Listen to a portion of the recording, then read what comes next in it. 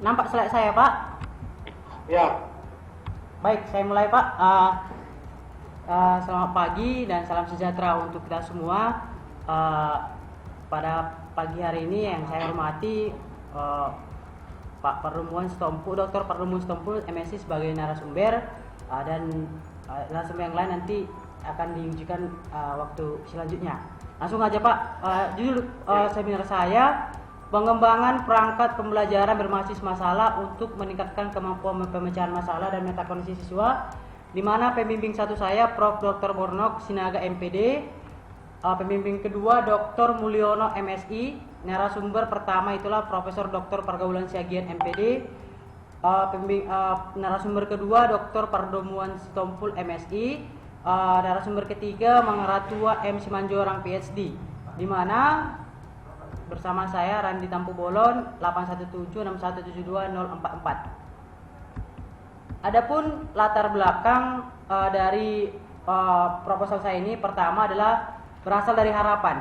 Harapan yang ada tiga di sini, harapan yang mau saya buat, yaitu pertama itu adalah siswa dapat memecahkan masalah matematika dengan tepat. Itu harapan pertama. Yang kedua, kemampuan pemecahan masalah dan metakognisi siswa terhadap matematika itu tinggi. Yang ketiga, guru dapat mempertimbangkan model dalam pembelajaran. Ini harapan yang saya harapkan, dan ternyata di faktanya pertama itu adalah siswa belum dapat menyelesaikan permasalahan-masalah matematika dengan tepat. Yang kedua, kemampuan pemecahan masalah dan kemampuan metakognisi siswa terhadap metakognisi itu rendah.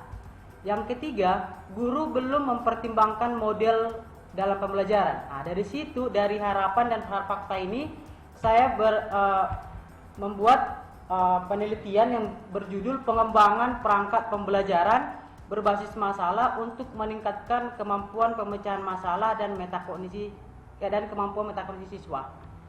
Dan selanjutnya, adapun identifikasi masalah. Di sini identifikasi masalah saya buat ada 6. Yang pertama itu adalah rendahnya motivasi siswa dalam belajar matematika.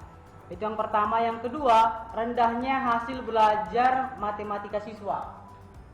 Yang ketiga, proses pembelajaran itu monoton atau tidak ada bervariasi. Yang keempat itu adalah guru itu belum mengembangkan perangkat pembelajaran berbasis masalah. Yang kelima adalah kemampuan pemecahan masalah matematis siswa itu masih rendah, dan yang keenam adalah kemampuan metakognisi siswa itu juga rendah.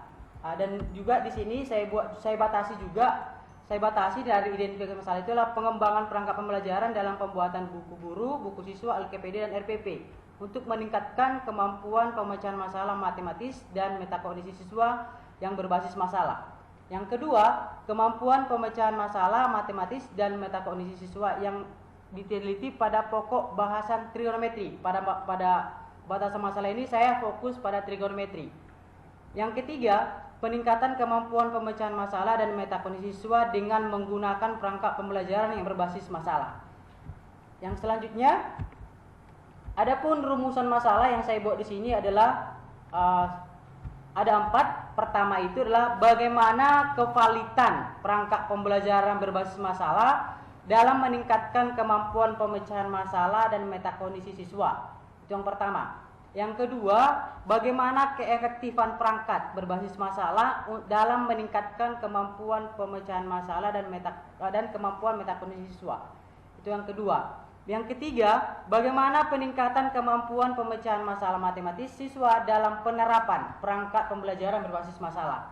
Yang keempat itu adalah bagaimana peningkatan kemampuan metakognisi siswa dalam menerapkan perangkat pembelajaran berbasis masalah. Itu rumusan masalah. Dan yang selanjutnya, tujuan penelitian. Tujuan penelitian itu berdasarkan rumusan masalah. Yang pertama itu adalah untuk mengetahui tingkat kevalitan perangkat pembelajaran berbasis masalah dalam meningkatkan kemampuan pemecahan masalah dan metakognisi siswa. Yang kedua, untuk mengetahui keefektifan perangkat pembelajaran berbasis masalah dalam meningkatkan kemampuan pemecahan masalah dan kemampuan metakognisinya. Yang ketiga, untuk mengetahui bagaimana peningkatan kemampuan pemecahan masalah matematika siswa dalam penerapan perangkat pembelajaran berbasis masalah. Yang keempat itu adalah untuk mengetahui bagaimana peningkatan kemampuan siswa dalam penerapan perangkat pembelajaran berbasis masalah. Itu tujuannya.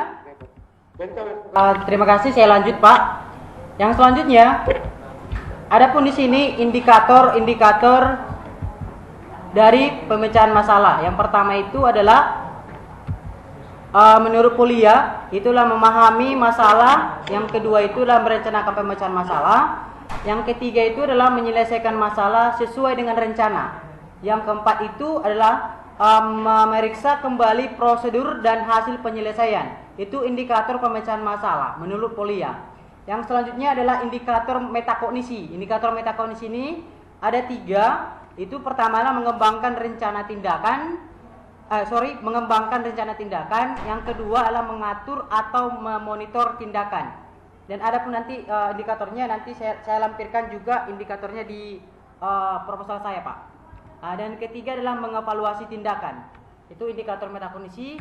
Yang selanjutnya definisi operasional. Definisi operasional yang pertama adalah kemampuan pemecahan masalah. Ini menurut Borno Sinaga itu adalah kemampuan pemecahan masalah itu matematis adalah kemampuan atau kompetensi strategi yang ditunjukkan siswa dalam memahami, memilih pendekatan dan strategi pemecahan masalah dan menyelesaikan model untuk menyelesaikan masalah. Itu menurut Borno Sinaga. Yang selanjutnya adalah kemampuan metakognisi. Ini saya ambil menurut Flavel. Itu adalah kemampuan metakognisi itu adalah kesadaran seseorang tentang bagaimana ia belajar, kemampuan untuk menilai kesukaran suatu masalah, kemampuan untuk mengamati tindakan pemahaman dirinya, kemampuan menggunakan informasi untuk mencapai tujuan, dan kemampuan untuk menilai kemajuan belajar diri sendiri. Yang selanjutnya adalah pembelajaran berbasis masalah. Jadi pembelajaran berbasis masalah itu adalah pembelajaran yang menggunakan masalah sebagai titik tolak atau starting point pembelajaran, di mana masalah yang memenuhi konteks dunia nyata yang akrab dengan kehidupan sehari-hari. Yang selanjutnya adalah metode penelitian. Metode penelitian ini, jenis penelitian ini adalah penelitian dan pengembangan yang saya menggunakan model Dick and Carey.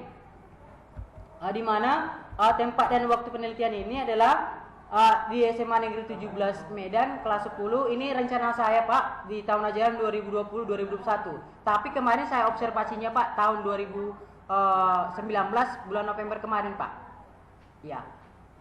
Dan selanjutnya adapun subjek dan objeknya, pertamalah subjeknya itulah dalam penelitian ini melibatkan siswa SMA Negeri 17 Medan kelas 10 MIPA. Jadi ini rencana saya ada 2 kelas 10 MIA 1 dan MIA 2 Pak.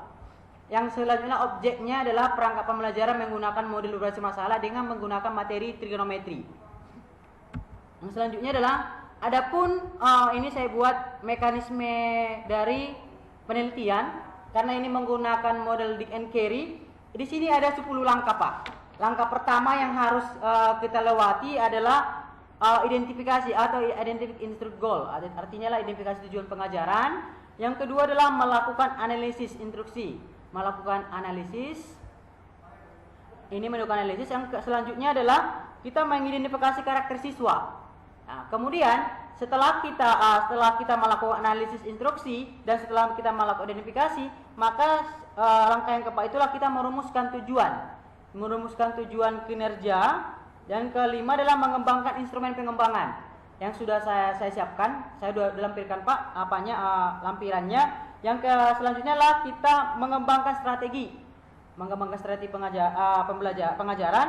Yang ketujuh adalah pengembangan atau memilih bahan ajar. Kita memilih. Yang selanjutnya adalah merancang dan melakukan evaluasi. Setelah ini yang kelima ini mulai dari kita rumuskan sampai ke merancang, kita revisi. Kemudian setelah direvisi baru kita merancang dan melaksanakan sumatifnya. Itu Pak kira-kira langkah-langkah mekanisme penelitian yang saya pakai melalui desain model Dick and Carey.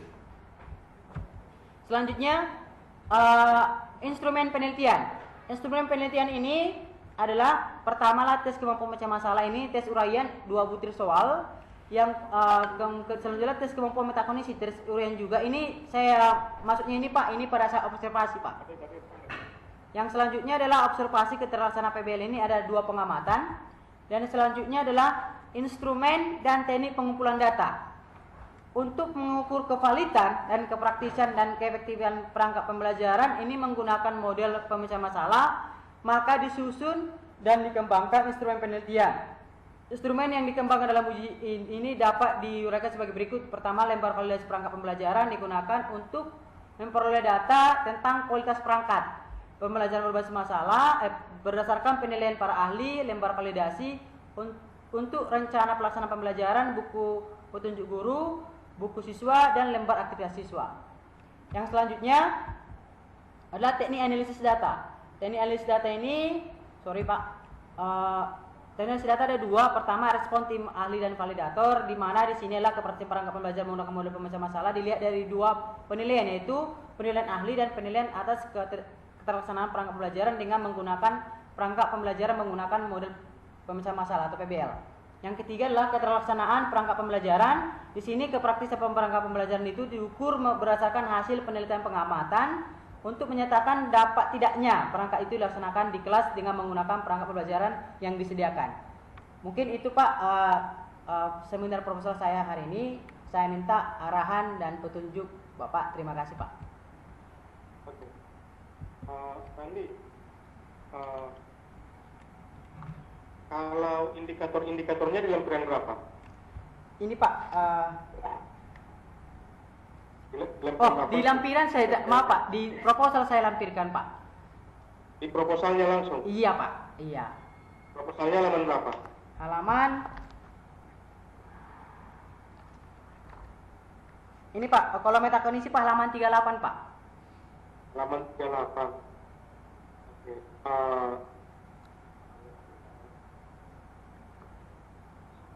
Kalau pemecahan masalah Pak di halaman 31 Pak.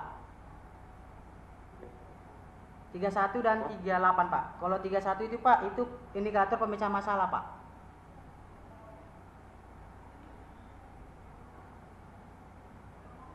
Halaman 31 memang masalah merencanakan pemecahan. Halaman 38 Pak. Iya Pak. Sampai 38 ini? Iya Pak.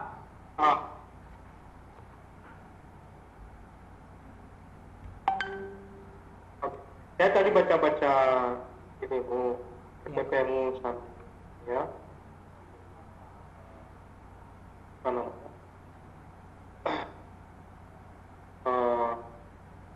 Sambil presentasi tadi. Iya Pak. Nah, materi pembelajarannya ini kan trigonometri.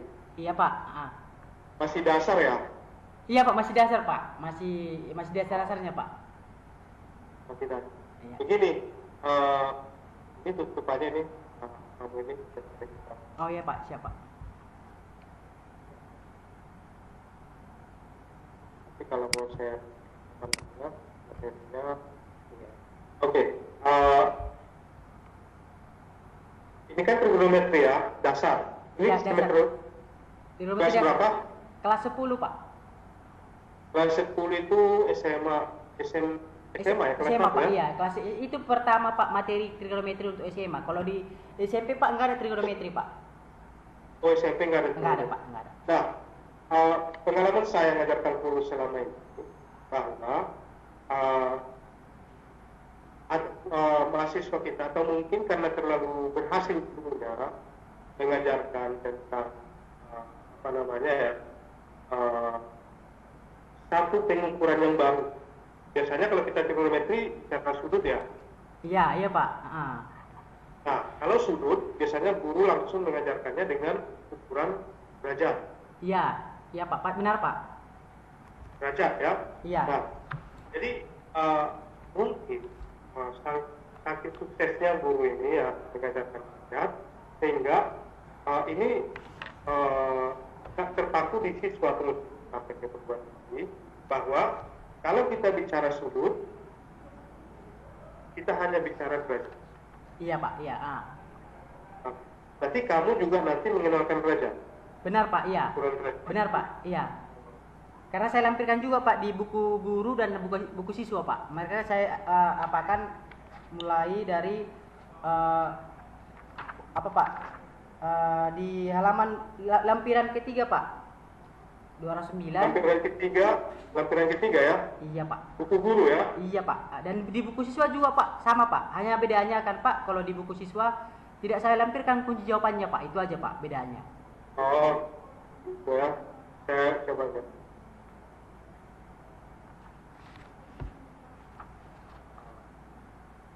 Nah.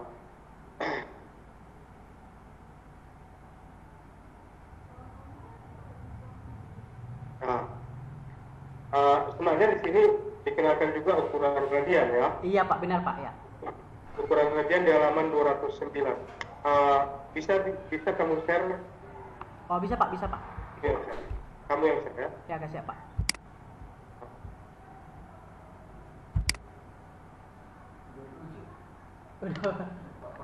Iya Pak.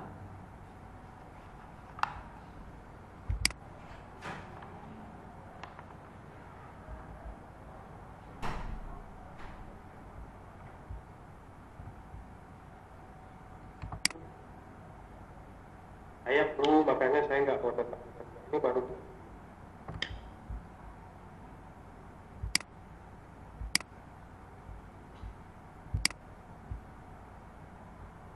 Sudah? Ini Pak, udah nampak Pak? Lagi kita tunggu. Nah, ini kan kamu sebenarnya di sini mengenalkan radian. Iya, benar Pak. Ya. Oke. Nah, jadi ini perlu ini diketahui oleh mahasiswa, oleh siswa lah. Iya oleh Pak. siswa. Jadi jangan hanya sudut saja. Sebenarnya ada tiga ukuran sudut yang kita kenal. Iya Pak. Apa saja? 1 derajat lebih, ya kan? Iya Pak. Derajat itu yang kamu buat di atas, kita pakai unsur istimewa di situ ya. Iya Pak. Derajat ya. Iya derajat Pak. Kemudian radian. Iya Pak. Radian. Apa yang kau maksud dengan radian itu? Bagaimana kamu menjelaskan radian? Kalau radian. Lingkaran ya? Iya Pak, lingkaran dulu. Iya. Jadi apa yang kau maksudkan radian? Kalau radian ini kan Pak, dalam arti kan Pak, radian itu kita menggunakan yang radian itu kan Pak, kita membagi apa namanya lingkaran yang bersudut 360 derajat. Jadi kita bagi Pak. Dan dari lingkaran itu kita bagi dan kita menjadi membentuk derajat atau disebut dengan radian. Setelah dibagi itu menjadi radian dia Pak. Ini yang salah konsep kan. Kamu juga mungkin waktu SMA belum diajar radian kan? Iya. hanya derajat. Derajat memang Pak, iya. Oke, nggak apa-apa kita diskusi di sini. Saya tunjukkan ya. Tutup aja biar saya yang share. Tutup aja ini.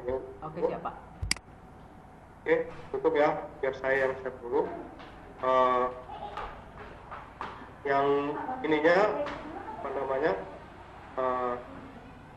Hostmu suruh biar mengizinkan saya. Oke Pak ya.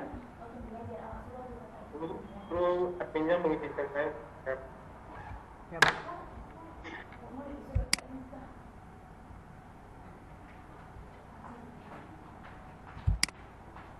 Dari sini kan. Udah Pak.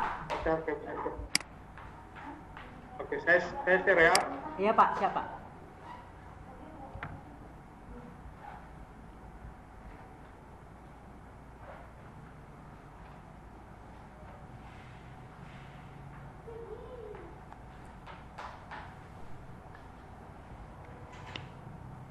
Oke, kita bicara radian. Ini perlu diketahui nanti kamu buat media atau buat materi pembelajarannya juga harus pas, jangan bersalahan nanti konsep. Oke, kita tadi bicara lingkaran ya. Iya benar Pak. Kelihatan ini gambar. Nampak Pak. Ini berjari-jari satu satuan. Benar Pak. Berjari-jari satu satuan ya. Oke. Bisa ya? Bisa Pak. Oke. Nah sekarang apa yang dimaksud dengan satu radian? Oke.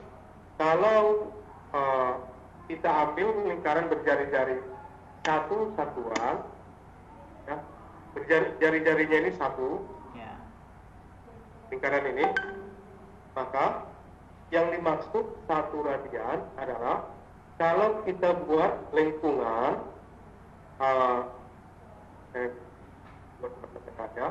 kalau kita buat lingkungan seperti ini, ya, ulangi.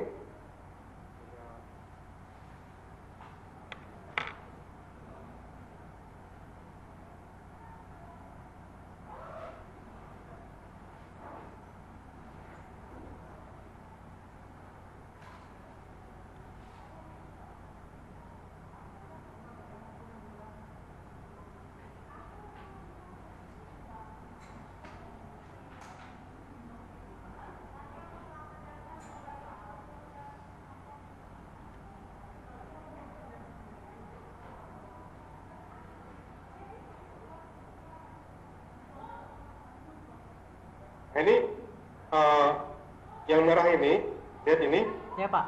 garis yang merah, saya gambar ini. Nah, kalau kita buat lingkungan ini, yang panjangnya satu, kan bisa dibuat ya. Bisa, kita, Pak. kita ukur tali misalnya, yang panjangnya satu. Kalau jari-jarinya satu-satuan, kalau kita bicara meter, berarti panjangnya 1 meter.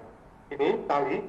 Ya Pak. Kemudian dilengkungkan ke sini, dilengkungkan sesuai dengan lingkarannya. Taruh seperti ini, oke, paham? Paham Pak. Paham, oke.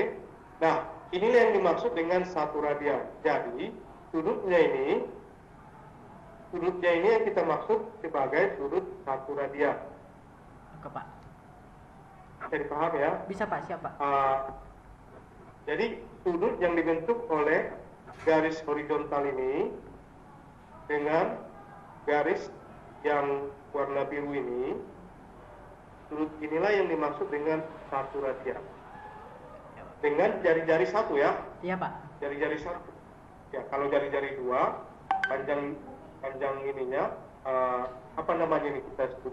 Jari Lingkaran. busur Pak. Bagian dari lingkaran. Busur Pak. Busur. Iya. Tali busur, bukan tali busur ya. busur. Busur Pak. Kalau tali busur Pak di dalam Pak. Panjang busurnya ini satu. Kalau diluruskan, panjangnya satu. Bisa paham ya Randi? Bisa Pak, ya. Inilah yang dimaksud dengan satu radian. Sudut satu radian. Bukan Iya, satu radian itu bukan satu putaran penuh. Oh iya Pak. Kalau satu putaran penuh berapa radian itu?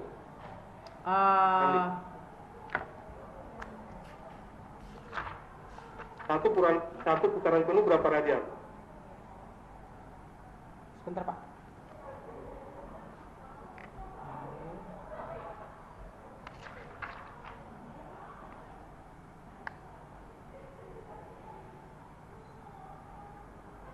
Dua radian Pak.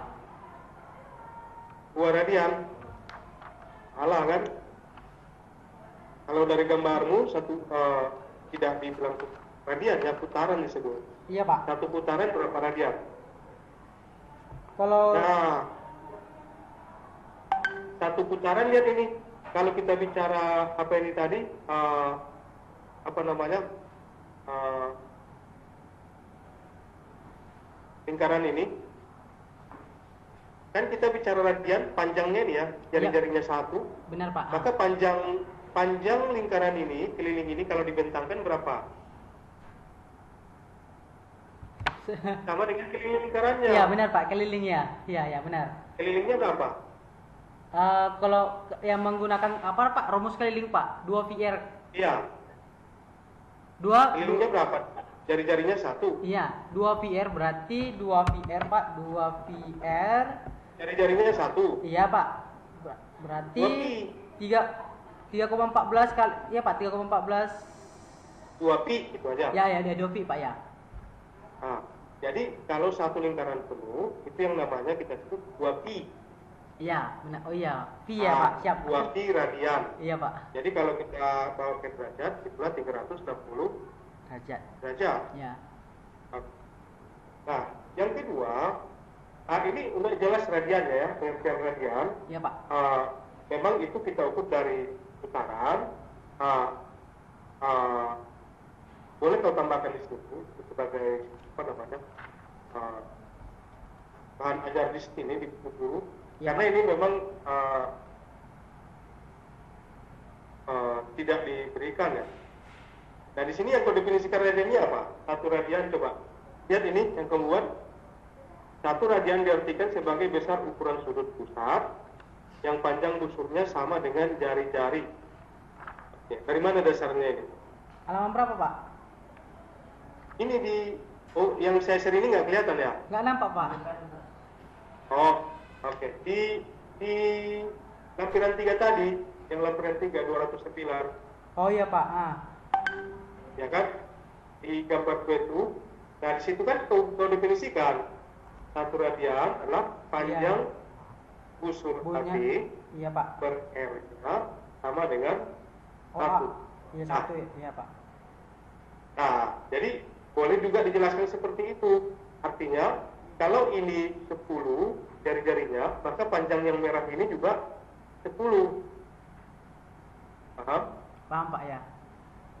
Nah, kamu juga bisa buktikan, kamu buat yang lingkaran besar juga seperti ini, oke?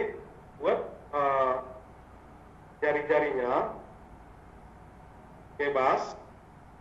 Nah, buat jari-jarinya bebas, sepanjang jari-jari ini sama panjangnya dengan jari-jari ini, buat juga busur sepanjang jari-jari ini seperti ini.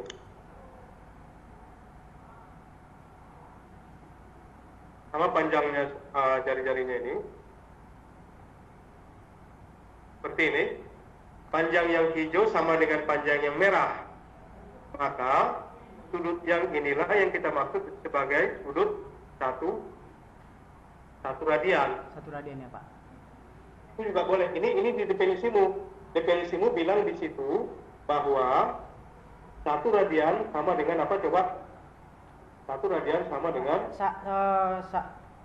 bagi besaran ukuran sudut pusat alfa yang panjang busurnya sama dengan jari-jarinya. Nah itu, jadi jari-jari ini jari-jari sama dengan ini. Iya, Pak. Panjang ini. Nah, lebih mudah. Seperti ini juga boleh, yang di kiri ini. Oke, siap. Ambil jari-jari satu, panjangnya ini satu, yang merah ini, iya, Pak. lengkungkan, maka sudut yang dibentuk inilah satu radian. Iya, Pak. Paham ya? Paham, Pak. Nah, jadi kamu bisa buat alat peraga juga berdasarkan itu. Siapa? Nanti siswanya suruh mengambil jari-jari lingkarannya bebas. Siapa? Bebas mengambil jari-jari lingkarannya, bebas mengambil tarik busurnya harus sama dengan jari-jari lingkarannya. Oke, Kemudian ukur sudutnya, semua sudut yang dibentuk, semuanya pasti sama. Ini untuk pengayaanmu nanti ya. Oke, siap, Pak. Membuat alat peraganya juga enak ya. Iya, Pak. Oke, siap, Pak. Nah, baru pengembangannya kalau di YouTube banyak itu ramai, saya lihat guru-guru men-share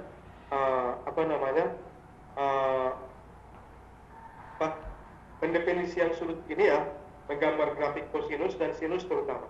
Kalau biasanya kan kita dikenalkan di SMA itu apa? Sudut istimewa, Pak. Sudut istimewa ya.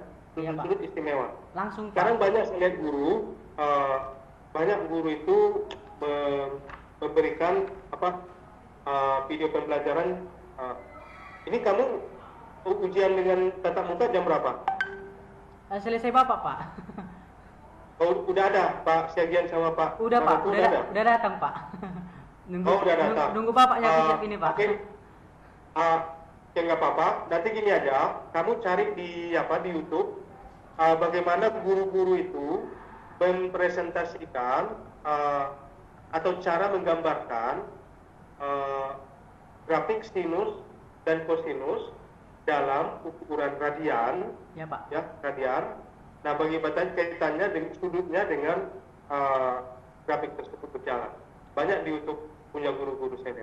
Oke, Pak.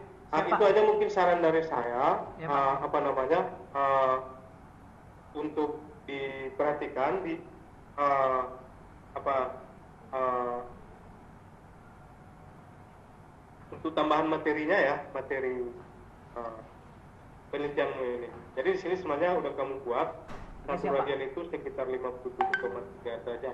Ya. Iya, iya Pak. Oke, nanti kita diskusi juga nggak apa-apa. Oke, siap. Saya minta tatap muka karena saya kemarin program ini baru Iya, Pak. mulai situ, tapi masih juga. Oke, siap Pak. Ya. Oke Pak. Itu aja mungkin dari saya, itu aja mungkin saran. Kalau mau diskusi nanti boleh kita tetap. Oke, siap Pak. Oke Pak. Terima kasih. Terima kasih banyak ya Pak ya. Terima kasih. Baik Pak, terima kasih Pak. Masalah. Ya, Apa lagi? Yang kelima Pak, kemampuan pemecahan masalah matematis itu masih rendah Pak. Jadi selama apa ini? Rencana saya Pak untuk meningkatkan kemampuan pemecahan masalahnya dan meningkatkan kemampuan metakognisi siswa Pak. Jadi rencanamu apa? Mau kau adakan di sekolah itu? Untuk mengatasi ini? Sekarang Pak, yang saya pikirkan kan Pak, dengan menggunakan perangkat yang saya buat itu kan Pak. Apanya? Adanya kaitan perangkat yang dikembangkan dengan masalah di sekolah ini. Jangan keperluan paksa sarjana itu. Oh, buatlah masalah sana. Tapi terkait juga Pak bilang, aku bilang. Sesuai dengan itu harus selesai sudah di sini. Jangan pula ngotot mesti sesuai di sana. Tuntutan di sini kayak gitu. Iya Pak. Makanya saya mengembangkan perangkat apa untuk mengembangkan perangkat? Perangkat apa untuk mengembangkan? Pertama kan Pak ada buku guru, buku siswa, Terus? RPV, sama las Pak. Gimana Pak? Iya. Saya Saya percaya. Iya, saya batasi Pak.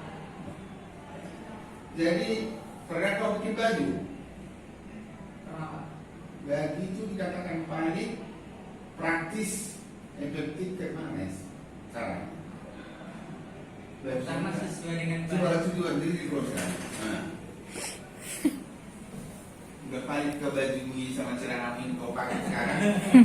Bukan kau. Paling ke ini. Itu Pak kecil orang menilai Pak.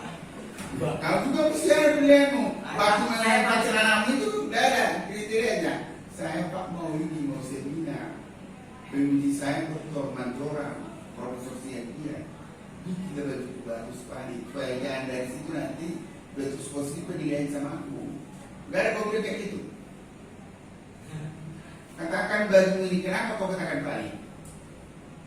Nah, saya rasa saya sudah rapi Pak. Hah? Bukan juga rapi. Karena ada kriterianya paling. Harus praktis dipakai. Jangan memakai baju, ibu di rumah memakai baju 2 jam. Kan selesai. Jadi kalau gak ada kawannya di rumah, kau pesta kami, gak jadi pesta dia.